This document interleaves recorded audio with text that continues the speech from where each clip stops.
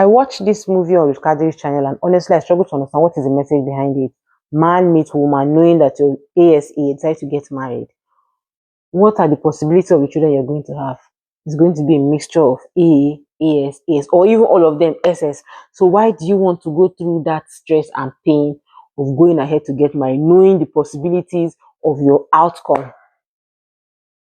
Why do you want to do that? What even annoyed me the most is that as a woman, you know that the responsibility of raising children is saddled more on you. How will you allow another person convince you that because they prayed, God revealed to them that both of you are meant to be together?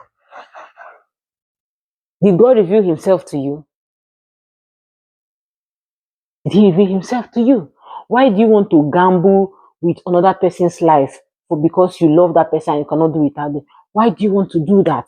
Recently, I saw a video where a lady, knowing that she's AS and her partner is AS, decided to come together. She got pregnant. Thankfully, in her own case, she has a child that is AA. What even annoyed me the most is the comment section. Okay, this person, her outcome turned out well for her. This person in the comment section said, oh, I've been dating this guy for 7 years. We're about to get married and we're both AS.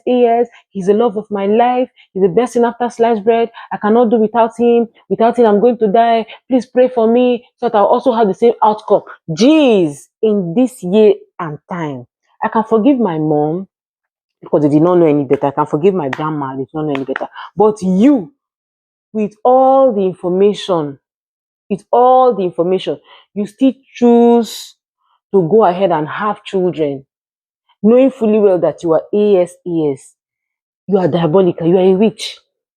You are a witch. There is nothing you're going to tell me. Oh, it's not my portion. It's going to be your portion. Why do you want to toy with somebody's life? Why do you want to do that?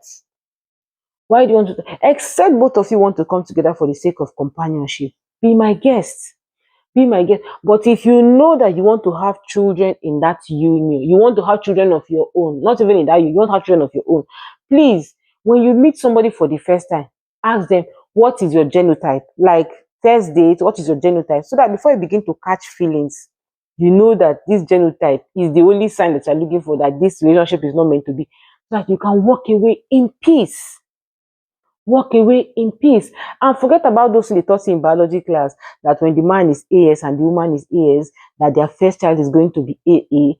And if in case you want to have 4 children, the first one is going to be AA, and the second one is AS, then it's the last one that is SS. Then you decide to get married based off of that knowledge. You'll be shocked. As somebody whose parents' first child was a sickle cell, had sickle cell, I can tell you for free that all that is nonsense. All that is nonsense.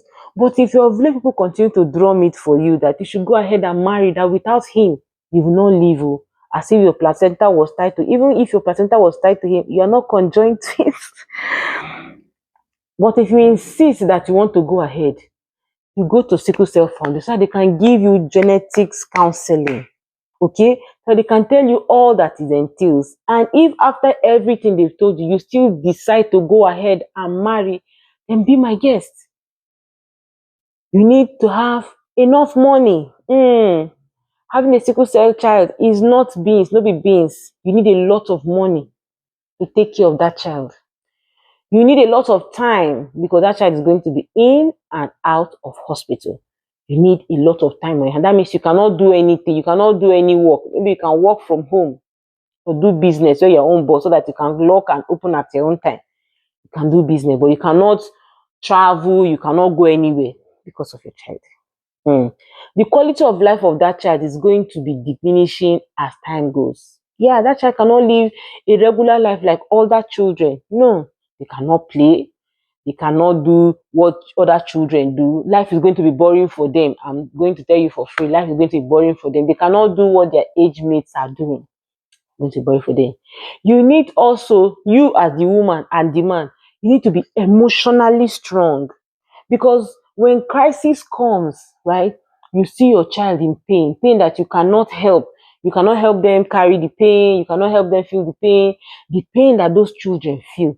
You need to be emotionally strong, because when you see that child in pain, all that love that you thought you had for that man, it's going to go with the wind, because this is now your child. Like, this is now your child.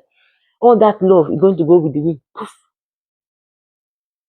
Love is not enough, baby. Love is not enough.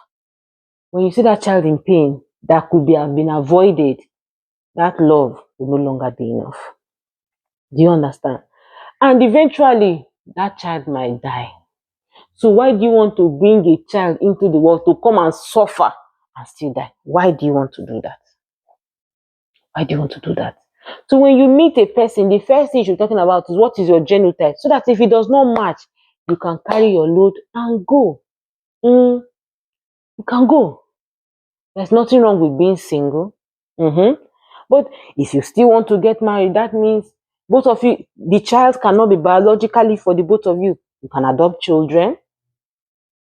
You can get a sperm donor or an egg from a willing donor, and then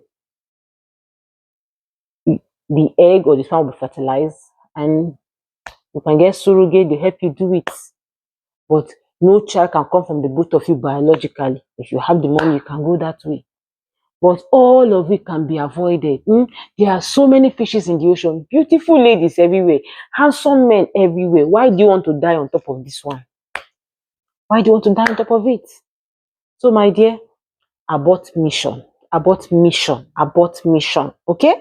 Abort mission. The children you are going to have in this world deserve to have a good quality of life. You understand? They deserve to be healthy. You, as a human being, you were not brought into this world to come and raise a sickly child. You deserve to also fulfill your own potential, fulfill your own destiny. You also deserve happiness. Okay? Welcome to my TED Talk. Bye.